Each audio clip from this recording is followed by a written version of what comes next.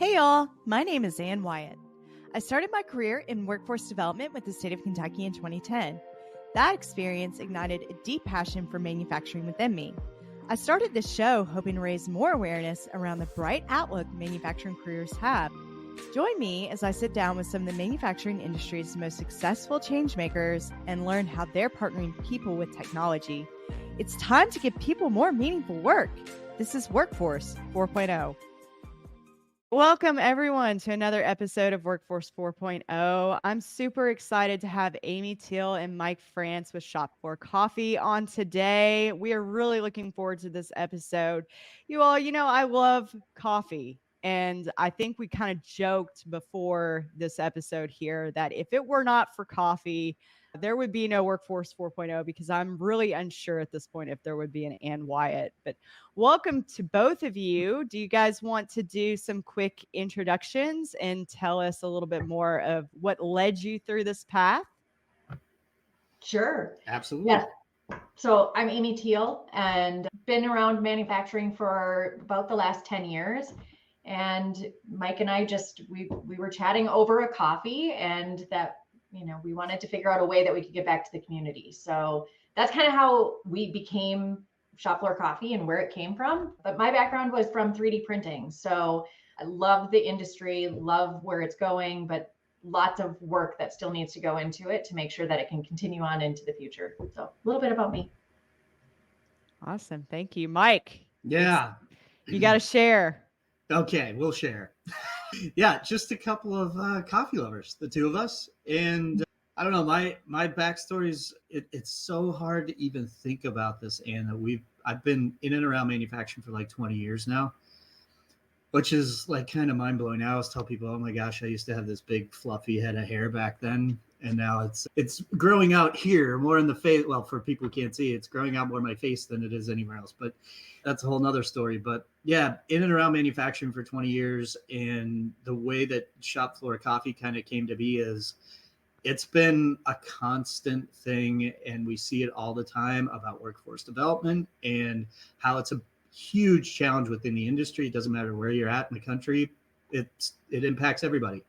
It impacts the small shops, the big shops. You can't find talent. It's very challenging. And how do we get young kids engaged in manufacturing? So Amy and I thought, well, what the heck? How can we make a little bit of difference? And so we started ShopFloor Coffee. And it's really exciting because people are kind of getting behind it. There's a little bit of a groundswell. We can kind of feel it coming along. And as they say, the flywheel is starting to turn a little bit. So we couldn't be more excited to be on. Thank you for having us. And yeah, that's a little bit about how it kind of got started and our background. That's amazing. I love this story about how you both kind of were in aligning professions and just met for coffee one day. And we're like, I can imagine my friends and I doing that and us just kind of getting this, what we may think of as like a harebrained moment, right? Idea in that moment and saying, you know what we need to do? Because that is us. That is really how we are.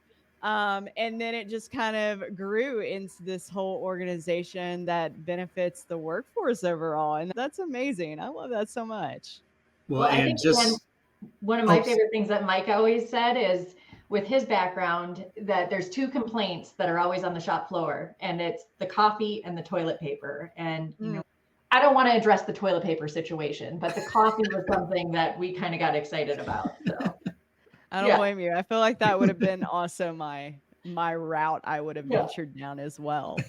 Well, to officially kick off this episode of Workforce 4.0, you all know, if you've listened to the show, I've got to start every episode with the same question because I'm a music lover, like junkie at heart. So you got to tell me, each of you, what's your favorite song or your karaoke song?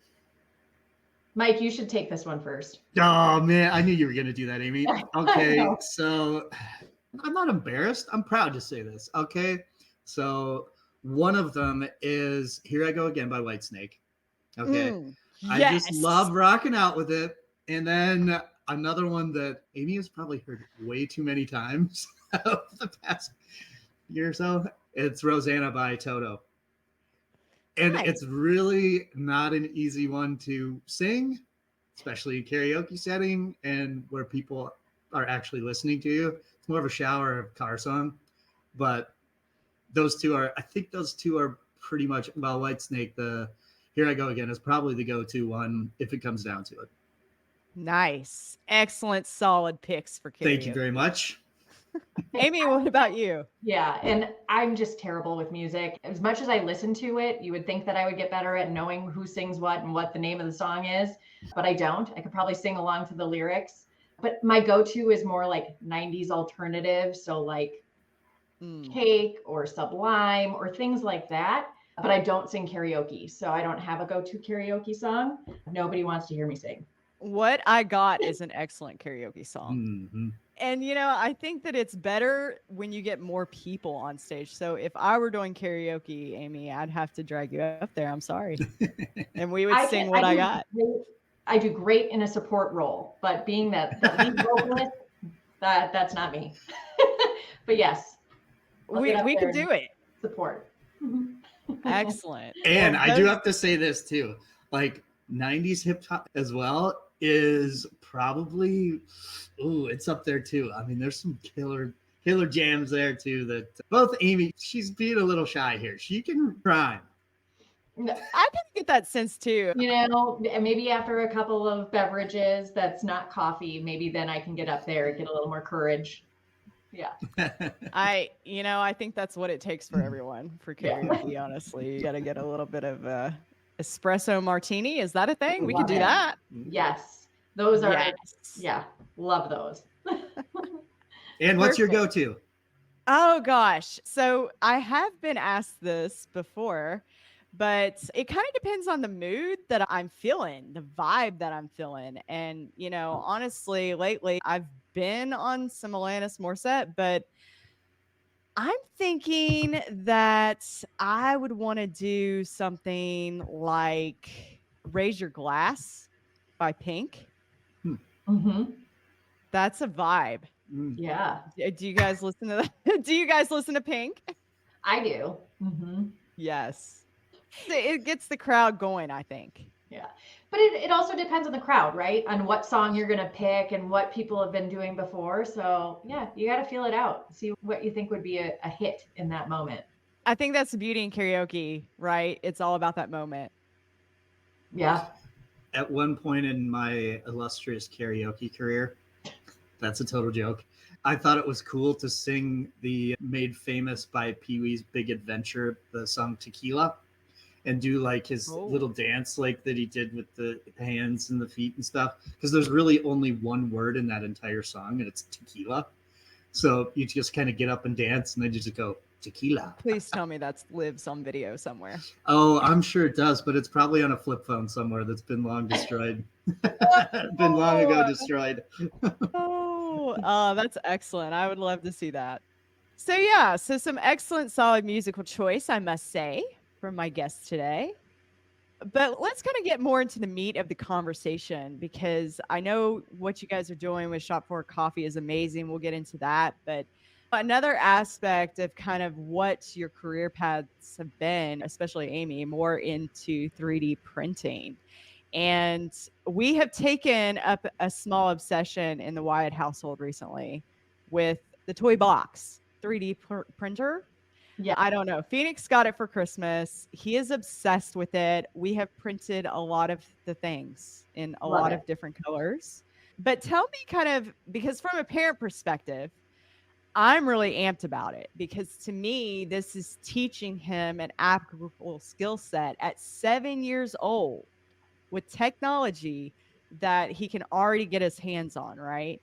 Oh, yeah. But what do you think about the future of 3D printing, where its role is within the manufacturing workforce, and that specific niche being a skill set? How do you think that's applicable? Well, what I love about kids getting started with 3D printing so early is there's so many different applications and uses, and they start getting exposed to it right away, because he may start off making little toys or trinkets, but all of a sudden it's like, you know what, I can make that. Or, if something breaks, they can look at how they can replicate it and fix it in a different way. And then, as they get into like robotics and trying to build things or create, machines or things using 3D printing, I think it's great. What I love within 3D printing specifically is it touches every vertical market. And within manufacturing, it can be used anywhere from end use parts, prototyping, tools and tooling, jigs and fixtures. And there's such a wide variety of uses for it and applications that it's just, there's so much opportunity there. I can see this really aiding and embedding in Industry 4.0 with, maybe you need a new end effector for your robot. Mm-hmm. Can we do that? Can we 3D print an end effector? Oh yeah. For a robotic arm? Like right there in the shop. Yeah, it's going to be lighter weight. It's probably faster than getting it tooled. I mean, you can test it, and then the next day, if you need to make a modification, you change it, reprint it, and you have a new end effector the next day. So it's just, there's a lot of great uses that way, and that's a great application. Mm-hmm. That's awesome. Yeah. I would just say too, as like materials and the capabilities of the actual machines continue to develop, it's just going to be, sky's the limit type stuff. But especially for Phoenix, as far as like the learning the process, but then also learning to write little programs and to get exposed to that. I mean, holy cow, like he's going to be able to apply that to different things or different machines or writing code or however, he kind of develops in that area. But I mean, what a great idea, Ann, to get that for him so he can start to develop that interest. It's very cool. Yeah, he's hype about it. He thinks he's so big. He's 7, and in his mind, he is like 27. And it's so cute. What's the coolest thing he's made? Oh, he made this really cool puzzle. So he took a picture of us, and then he put the picture, he uploaded it from the iPad into the app directly, again, just from the iPad. And he chose the template.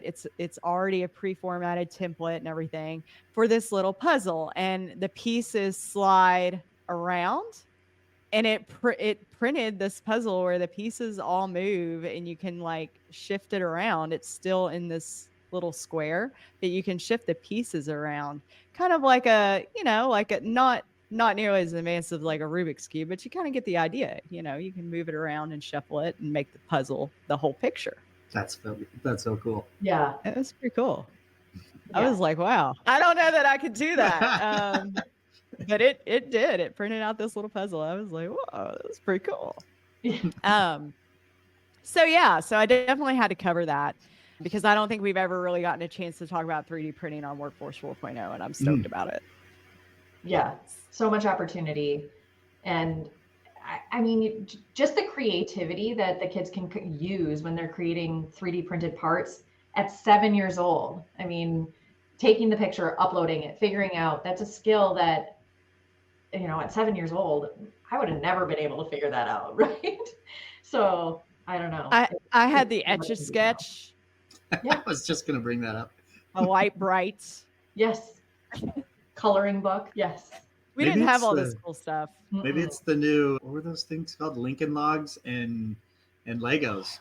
I was thinking Legos. Now he loves his Legos too. Yeah, we are very serious Lego builders in this household. Watch your feet though. I know. I know. But he does a very good job of keeping them all kind of in one area. But yeah, we have Legos here. I mean, I'm surprised they're not scattered right now all over the floor because this is like an everyday thing. We're very serious about Legos.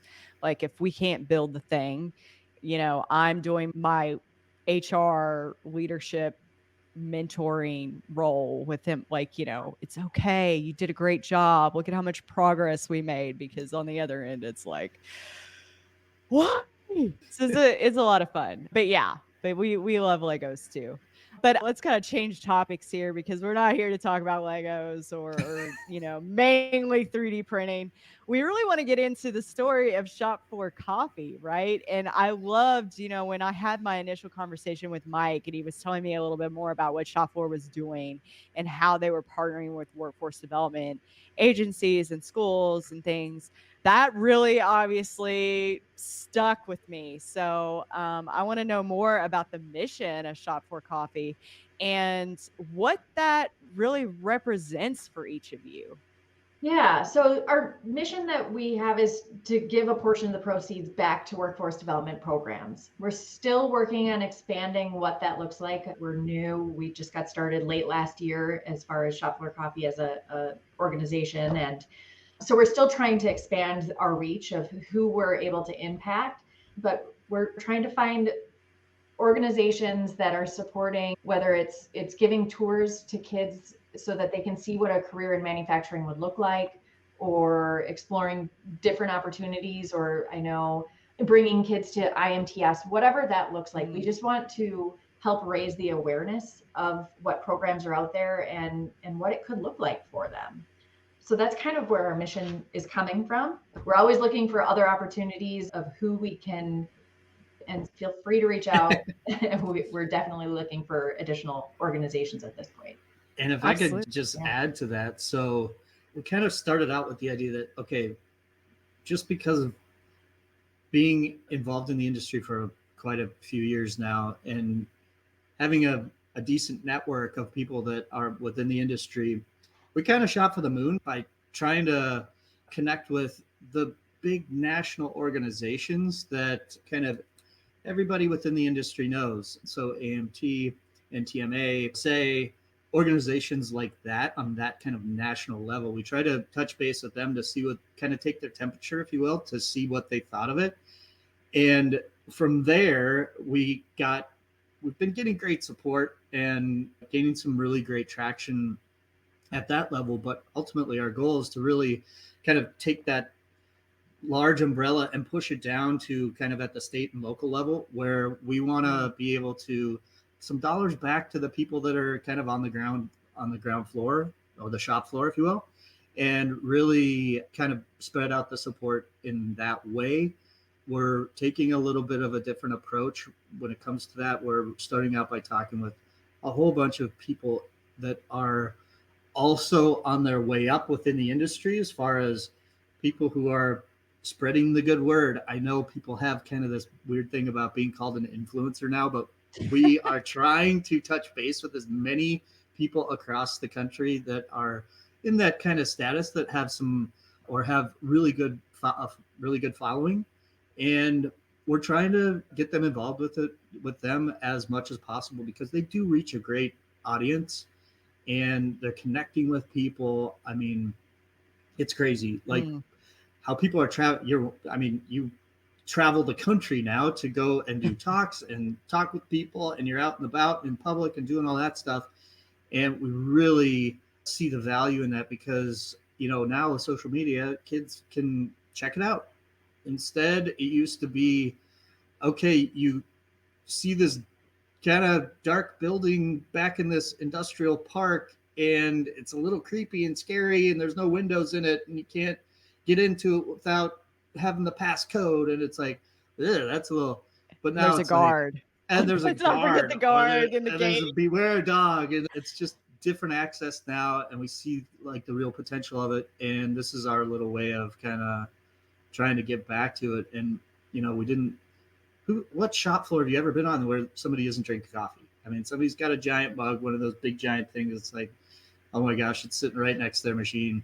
So you all should partner with Stanley. Like, I already see the image. I mean, It's there. I guarantee you right now, someone on some floor somewhere with their Stanley mug. Yep.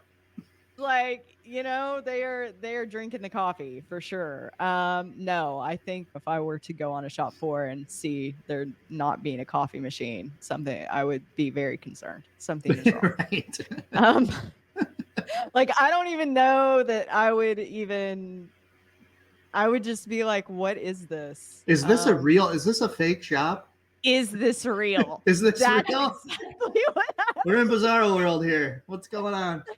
Like, where's the coffee? So Lord knows, I love the concept, and I love that you all are giving back, and that's so meaningful to you all, and so important. It kind of goes beyond just really cool branding, which I love what you all are doing with your branding and everything, and your merchandise, and being able to actually purchase the coffee and things like that. But it goes beyond that and really kind of gets into like almost branding of people, if you will. It's like, this is your workforce. You are representing in a way what that concept looks like, if that were kind of an image. And I think that's really cool. Yeah, when you talk about the image, I mean, we just kind of describe it. People go to work. There's that cup that you see. I mean, one of the coffee names is Red Shoptal. I mean, Shoptal. Yes. I mean, I've got these everywhere, and every person that has ever worked in a machine shop, or, I mean, in some of the trades, knows exactly what this is, or in their garage or whatever. They're laying around everywhere, and you use them to blow your nose, you use them to wipe your hand. I mean, this is a conversation starter. Everybody, you're sitting around and you're just kind of going like this, and you're wiping your hands at the Rev Chop Towel, and you're talking about, hey, what sort of tool path should we use over here? What kind of, what's the next process? Those are the types of things that go on. I mean, you can visualize that, and that's cool, and that's part of the branding of what we're doing. But yeah, like you said, it's more about the giving back. We understand there's an issue, and this is just our way. Yeah, I love that. I have a little packet of ShopFloor right here that I can't wait to try. Mine, I got first shift, which is very appropriate. Very appropriate. I have a sign in my kitchen that says instant human, just add coffee. And that, like, those words cannot be truer.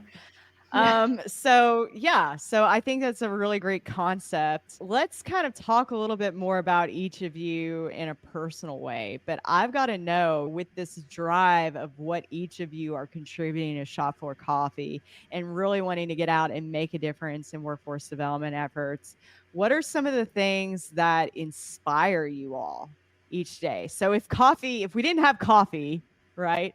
What are those things that really get you excited, that you're passionate about, that keep you wanting to move forward with what you're doing? I mean, for me, I love creative solutions. So trying to think of new ways of exploring opportunities or ways to make an impact or whatever it is. I love being creative. And that's where this is my favorite sign, that's think outside the box, because you do. And that inspires me on how can I approach something a little bit different than I did yesterday, or try something new, or just going after something else. So I think that's my inspiration. It's just figuring out what we can do different each day. Be innovative, right? Mm-hmm. Be creative, exactly. Innovative. Yeah, I love that. Mike, what about you? Yeah, well, thanks a lot, Amy. You just stole mine. Yep. No, seriously, that's one of the things that we click on for sure, is creativity and trying to think a little bit differently. But I was coming up with ideas. I mean, between the two of us, it's kind of nonstop, it could be annoying at sometimes, but for both of us. But in the end, it's just about, like, we were talking with a friend of mine the other day who happens to be in the industry as well, and he was saying that no idea is a bad idea, which is kind of true in my view. But coming up with ideas and then being able to execute on them, that's one of the things that I really like about this. And this is I have a different business as well, and that is motivating to, as far as a huge like undertaking and challenge, where it's so cool to see the positivity that's within the community that has already started. As I mentioned, like there's a little bit of groundswell with it, which is very cool to me, and that's inspirational. And to see, I've done quite a bit of research just in the US about different programs that are out there and available, and how people are kind of joining together.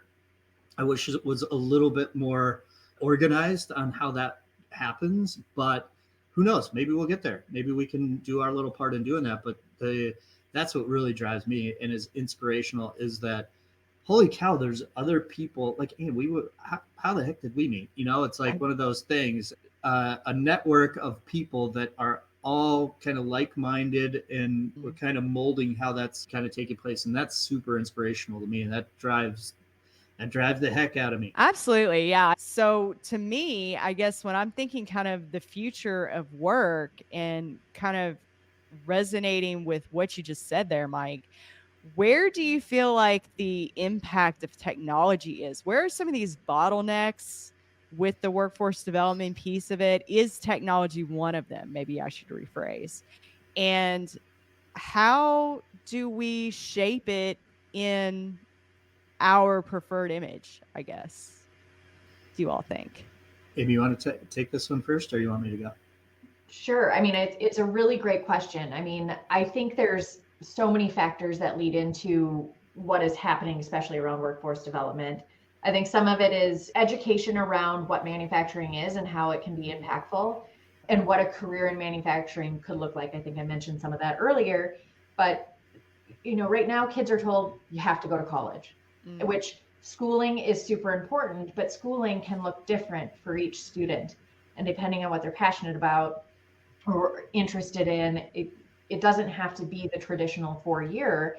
And some students could really excel and do incredible things if they were to go to a different program that gets them into the workforce faster. But then I think some of the other things are just rules or the laws that are changing that around vacation time, that people have to start taking vacation time. And that's making a big impact on some of these manufacturing facilities where there's been one guy that's been running this one machine for 40 years and no one else really knows how to use it. But now he has to go on vacation for a week. What do they do? And so I think there's a whole lot of factors there on what's impacting and changing that industry. Well, I don't know where I was going with that. Help me out. Yeah. Well, I mean, there's a lot of things. That's a pretty good question, Ann, because there's a lot of things that my mind instantly goes to stuff like this. Okay. We never had, from a technology standpoint. Okay. So we never had, when I was growing up, there was no way to communicate with other people in other cities other than hopping on a phone call and like talking. Did you ever talk about manufacturing? No. I mean, that was whatever.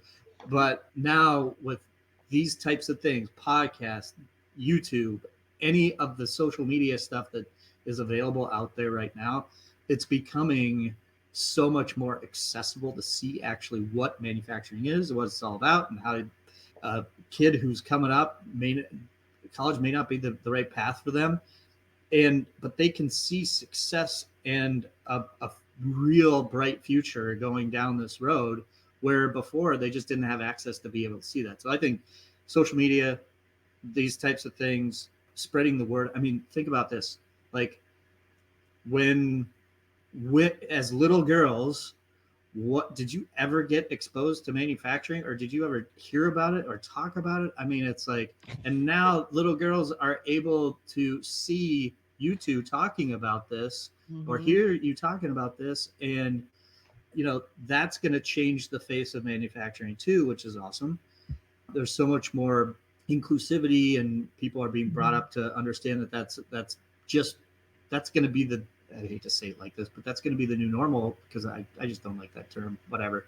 But then doesn't mean to be like a self-plug or whatever, but I just happened to write an article about it because I saw it last week, where Y Combinator, article. If anybody knows that or whatever, Y Combinator is like the biggest or the most widely known incubator for startup companies, which is out in California, Silicon Valley. And this is a little secret, but I kind of wrote it a little bit to kind of poke a little jab at them, because a lot of the technology that they're just coming to about and thinking it's kind of cool has been around for a while, but it's becoming cooler now.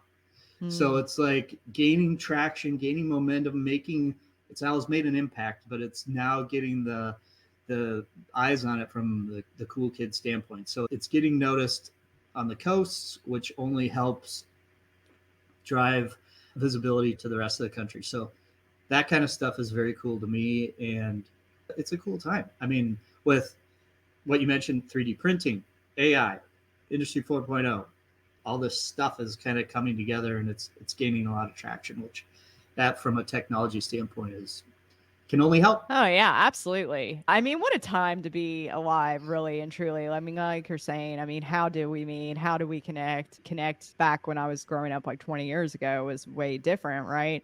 But I think it's interesting to your point. I'll have to tell you all this story of how I got into manufacturing one day. But I mean, for me, a big piece of it was seeing tech. It was walking onto a floor and seeing a robot and like a line of robotics and watching them and just thinking, wow, no one told me there were robots here, you know?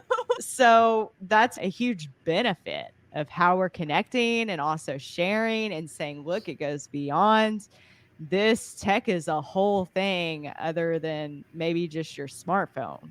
Mm-hmm. So that's. Can I tell a quick story, Ann? Oh yeah. I'll make it quick. I know I get long-winded, but whatever.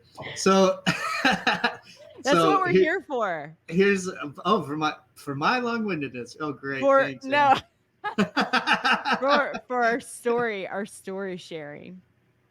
So I'm gonna throw a buddy of mine under the bus. He's a dear friend of mine, but I won't mention his name. But this goes back. I worked for a manufacturing company. This is 15 years ago, but it was an Italian-based company that started bringing in robots to put in all the machine cells to move parts around and do things.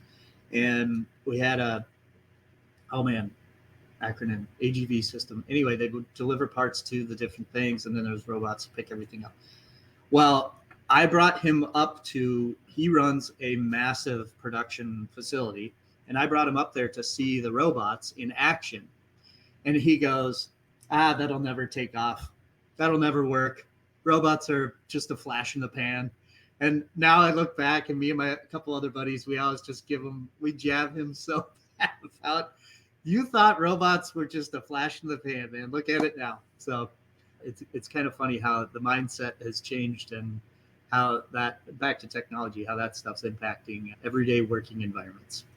That's crazy. Yeah. I mean, it kind of goes back to everyone, and when I worked in workforce development for the state of Kentucky, that was kind of a conversation. I mean, back in 2012, we were really having conversations about like robots taking our jobs. And now it's like, did we want those jobs that they're taking? No, we did not.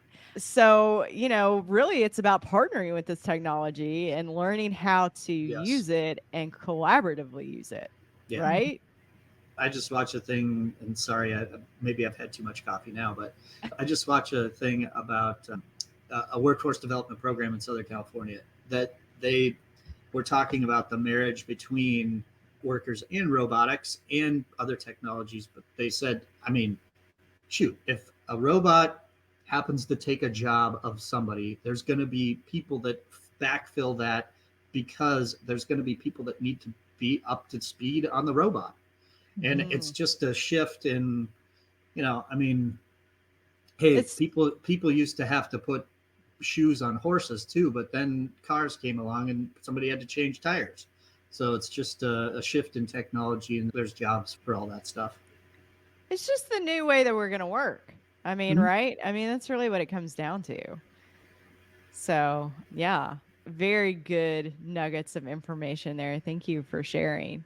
Amy, what do you think about 3D printing technology? Do you think because that's still kind of, that's kind of on the basis, I'm thinking of Mike's comment about, robots being a flash in the pan. I really think we're going to see a huge 3D printing boom. Yeah. I mean, I see tremendous growth that is still coming for 3D printing. I mean, there's still new applications being found in every industry, and it's going to continue to grow. There's still a place for it. It's not going to be replacing all of traditional manufacturing methods. It's just going to be another tool in the toolbox for everybody. So yeah, I mean, it's going to continue to grow, continue to develop. It's going to get faster. The technology is going to continue to advance. I see more stuff happening with robotics and automation coming. I mean, we're already seeing some of that. at some of the events. So there's amazing things that are still coming for 3D printing.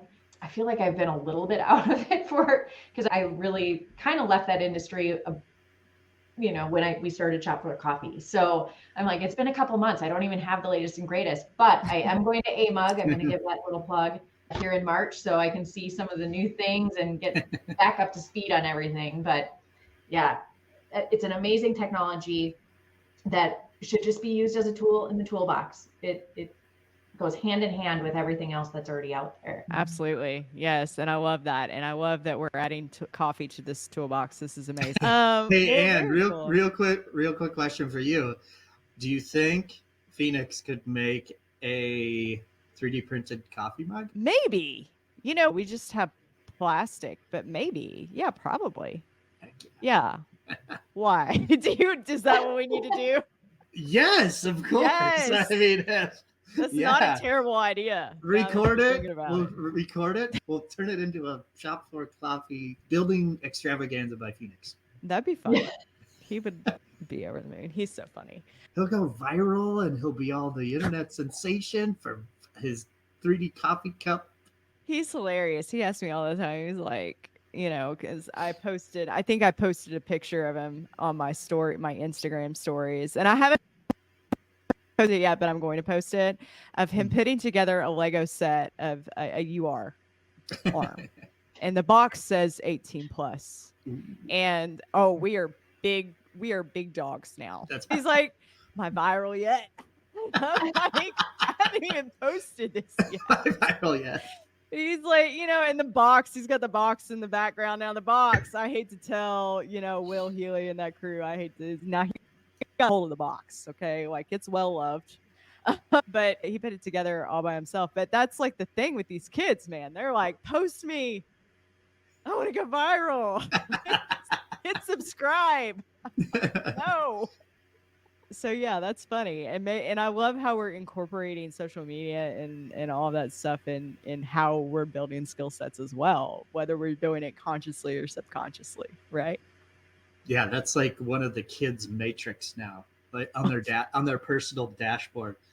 How have I gone viral yet? It's like, I can check that box.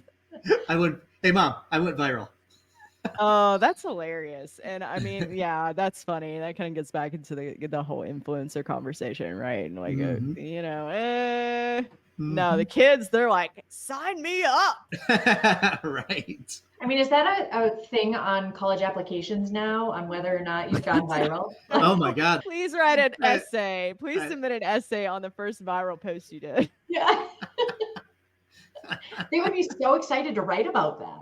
That seems like such an interesting topic of what was it? Why did it go viral? I don't know. I would be interested to read some of those, I think. They'd have ChatGPT write it. Yeah, they would. They sure would. Oh, that's too funny. Oh, well, this has been such a fun conversation for me. I really appreciate this. It's great to always get together and laugh on the show. But I want to close out today with asking each of you what the best way to connect with you is. Oh, man. LinkedIn. You can reach out via the shopfloorcoffee.com contact us page. Yeah, I think those are probably the easiest ways to connect with me for sure. I don't know. Yeah. So the other day there was another social media thing on LinkedIn where it was Jim Mayer's episode with, oh my gosh, I'm blanking on his name and this is going to be bad. Love Jim Mayer. Yep, he's a fantastic human. But he had a guest on, which, where is it? Anyway, and we were talking about superheroes. And they were talking about Batman and how they thought that down in the Batcave, they between Batman, Robin, Lucius, and Alfred, that they were down there making all this stuff and running machines and doing all these things. And they were talking about who's the programmer, who's the machinist, who's this and who's that. Oh, and cool. I printed out, of course, asked ChatGPT to make an image that described that. And it printed out something cool. But then we were talking about, okay, well, calling all superhero machinists. And there was like this, the big Batman spotlight that goes up in the air. So I think, Yeah. pretty soon there's going to be a ShopFloor Coffee giant spotlight with a big cup that says ShopFloor Coffee on it. And that's how people can get in touch with us. They just shine out the big giant spotlight and we'll come around. Can we make that happen? Because we'll be highly caffeinated. I Right. feel like that's the goal that we need to set. I love that. Yes. Can we get that? Can I get that we'll figure that out. IMTS. Love it at Sweet. IMTS. Yes. No promises. No, don't tell Kat that. But seriously, in supply. ShopFloorCoffee.com, LinkedIn. We do have social media pages as well. And then I'm at Mike at ShopFloorBrands.com, various other forms. But LinkedIn is typically the best. Mm-hmm. Just find us somewhere on there and we'll engage. We'd love to. And please go out and help support the manufacturing community and the workforce development challenges that are associated with that. And buy some ShopFloor coffee and we'll get it out to you. Get some red shop towel, first shift, FIFO, hydraulic fluid. What am I missing? A couple other ones, but check out the website, Weekend BS. Yes. And we're always looking for name ideas because that's 5S. just kind of our thing. 5S. Yeah. Yeah, we've been thinking about how to incorporate a clever name with 5S. Yeah. But yes, we love to hear it and we love talking with people about it. So please reach out and keep an eye out because we've got some fun things planned for later this year. Yes. We want to continue to be out here and hear from you guys, but also do fun, new, innovative things to bring coffee to you all. So, yeah. Well, I'm looking forward to it. You've already got a fan here, I think this is really cool. That's amazing. And you want to support companies that give back to folks, on a real level. So I love it. Well, Ann, we can't thank you enough for having us. This has been an absolute pleasure for both of us. I don't want to speak for Amy. I don't know. Maybe she's miserable. I don't know. Not miserable. This was lovely. And I really appreciate you having us on. Yeah. Well, thank you all so much. And thank everybody for listening today. We appreciate y'all. And we'll see you next time.